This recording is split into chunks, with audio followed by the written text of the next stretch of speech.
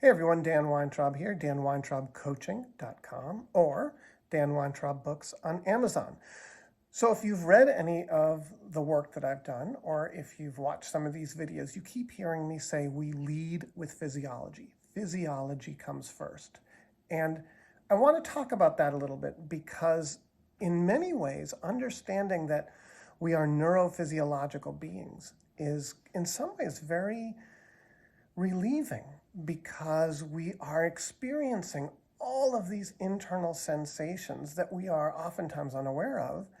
And then we are acting in ways, again, without awareness around how we're acting, as a way to stimulate certain neurophysiological experiences. Now, I've said many times, I grew up in a family system and I have a history of, and I'm wired for, adrenaline, cortisol, noradrenaline, and dopamine. I am wired as a human being for seeking out, oftentimes without any awareness around it, or at least, 20 or 30 years ago, zero awareness around the actions I was taking to try and find those feelings. And still to this day, a few weeks ago, I followed an noradrenal and dopamine informed impulse, and I went to Las Vegas. And I sat at poker tables in Las Vegas, and it felt really dysregulating. And then I remember just driving away a few days later and being like, wow, that was messy because my internal system was so dysregulated because I have awareness around the fact that adrenaline and cortisol and dopamine, those aren't the places that I feel the most equanimity, the quietest, and where those are the places from which I make the least reflective judgments. So what does this all mean? What it means is, and this idea of leading with physiology, is that we are physiological beings. Before we are the mind, because the mind is this thing that's always trying to figure stuff out, that's creating stories and narratives, that's rationalizing and justifying, that's telling us we should be ashamed, that's telling us that we should have remorse. The mind is fascinating. But before the mind can do all this, we have sensations in our body. Think about homesickness, the sensation of homesickness. Well, we call it this thing, but for everybody, it probably has a different feeling in their body. And for everybody, it ends up with a different story behind it. But for me, homesickness is a terrible, yawning pit in my stomach that leads me to a great deal of adrenal and cortisol secretion, which then gets me sick to my stomach, which then makes it impossible to eat. For some people, homesickness might be an adrenal and cortisol response that triggers a different physiological experience, and they can't stop eating. Right? Having awareness about the fact that we are physiological beings is incredibly soothing in many ways, because what it allows us to do is have such compassion for ourselves as we are sometimes plodding along through life, right?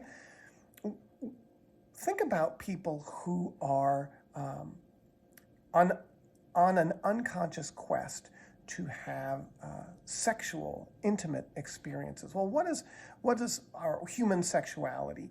What is that in terms of neurophysiology? For men, there's testosterone, there's oxytocin, there's dopamine, there's adrenaline. It's all very stimulating stuff, and it can quiet things like cortisol-informed response. It can be a distractor. Now, when we do the meaning making, we talk a lot about people being sex addicts or people, overindulging, watching so much pornography because they're addicted to it. But let's just put that aside and just say, what's the physiological experience that people have when they are pursuing, intimacy, sexuality, however you want to put it?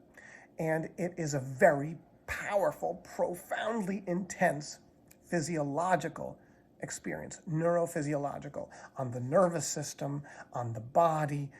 Right. So, I mean, this is probably something that is evolutionarily programmed into us so that we reproduce, right? All of the good stuff, right? The dopamine, the oxytocin, the serotonin, all the stuff is like, so.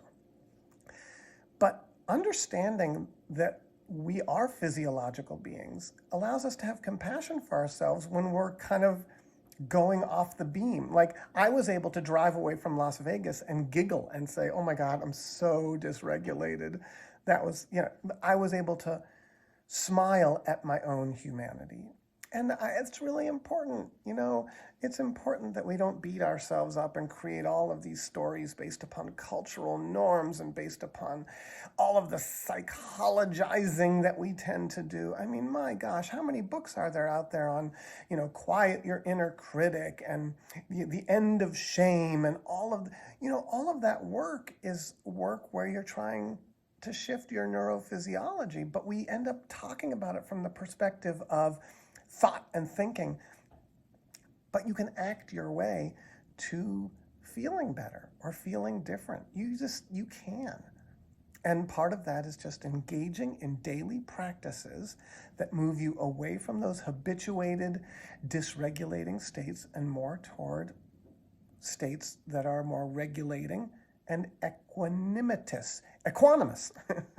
Yes, made up a word there. So when you work with me as a neuro-coach, as a neuro-hacker, we do a lot of work with talking about your history. We talk a lot about the sensations in your body. We talk a lot about the present and the actions that you take and what that does and what that feels like. We don't go into like, oh, why do you think you're doing that? Are you doing that as a deflection because you're feeling guilty about? We try to stay away from that. We try and focus on what does it feel like in your body? What's your physiological experience? And there's a long series of protocols that I put together and that you work on with me. And this is like over the course of 5 or 6 hours. And then after that, I'm able to say, geez, here's where your homeostatic center is, and here's where you're habituated with regard to physiology. And here are some practices to move you in a different direction. And working on figuring out what those practices are and then engaging in those daily practices can be really beautiful and enlightening. So first of all, have some compassion for yourselves. Understand that you are physiological before you are anything else. And when you are off the beam and acting out, as they say, a lot of that is because you're just trying to find a place of balance for you. And then, go to my website, danweintraubcoaching.com. First consultation is free. There's no hourly rate. It's a flat rate. And we work together until we have figured out what practices you should engage in on a daily basis that will bring you to that place of like, whew, that. Okay. Hope you have a great day.